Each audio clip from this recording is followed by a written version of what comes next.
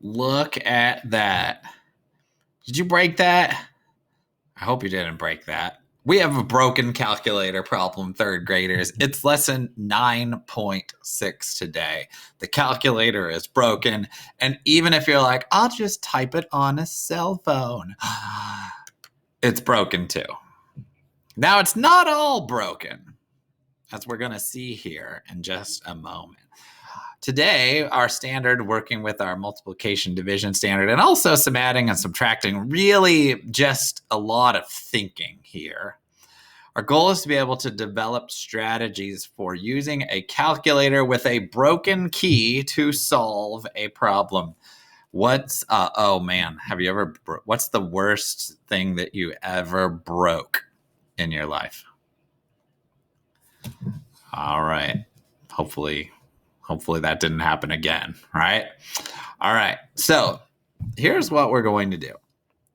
How would you do 12 plus 9 if the plus and the 1 were broken?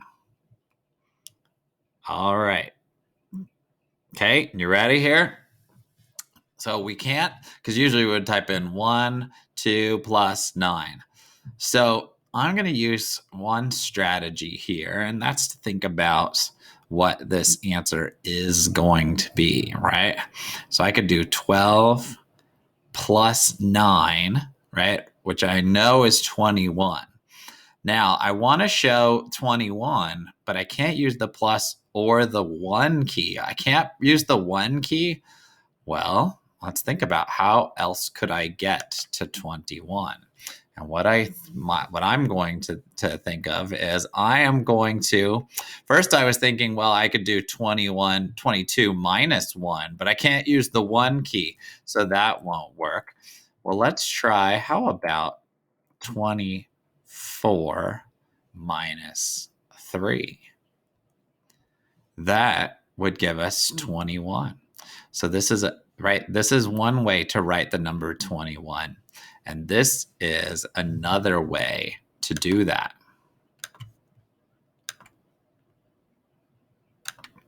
Okay, now let's find another way to show 21, right? This is our goal here, showing 21. So, well, we could do another subtraction one, couldn't we? We just can't use the 1. We could do 25 minus 4 equals 21. We could do multiplication, couldn't we? We could do 3 times 7, because I know my multiplication facts. Okay, and could we? Well, we can't use adding, right? There's lots of different subtracting ones we could do, right? We could just keep going up. 26 minus 5 equals 21. I could even divide, right? If you know how, this is a little bit out there, but if you know that dividing by 2 cuts things in half, right? So if I started with 42 and then I divided by 2, that would split this in half. Half of 42 is 21. So we're brainstorming, doing a lot of generating ideas here today about, with different ways to come up with the same number. Let's do one together here. How would you do 36 minus 6, or how would you show that, if the 3 and the minus sign were broken? Dun, dun, dun. All right. Well, first 36 minus 6, we need that answer first. So we know we're going to have to show 30. How could we show 30? Well, let's use adding first. What adding problem would equal 30? But don't use the 3. Okay, so a lot of people probably just start with the very basic 29 plus 1, which equals 30. Other people might have started with another also fairly basic, right? 20 plus 10 equals 30. I want to challenge us also to try to use more than one operation. So let's see. What's a multiplication fact that's close to 30? Well, I was going to say 3 times 9, but I can't use the 3. So I'll say 4 times 7. 4 times 7 equals 28. So I would need 2 more to equal 30. All right. I want you to tell me something else. How else could I make 30? Were you able to use 2 steps or just one? One is fine. We can, we're going to challenge ourselves sometimes as well. So we're going to be generating a list of these for each one. And so if you have a mixture, that's fine. How would you do 3 times 9 if the 9 was broken? You know what? I'm going to give you another number that's broken too. If the 2 and the 9 were, right? Our subject and verb have to agree. So now the 2 and the 9 are broken. All right, your turn. First you need to figure out what do I need to show, and then how could I get that number? Cannot use the 2, cannot use the 9. All right. Let's start with maybe adding, right? We know we're going to need 27. 27 is our number here. Well, we can't do 26 plus 1 because the 2 is broken, and any of the 20s we can't do. We could do 19 plus, let's see, a group of 8, so 1 more plus 7 more after that. 19 plus 8 equals 27. Subtracting is a little bit easier. Make one with subtracting. All right. 30 minus 3.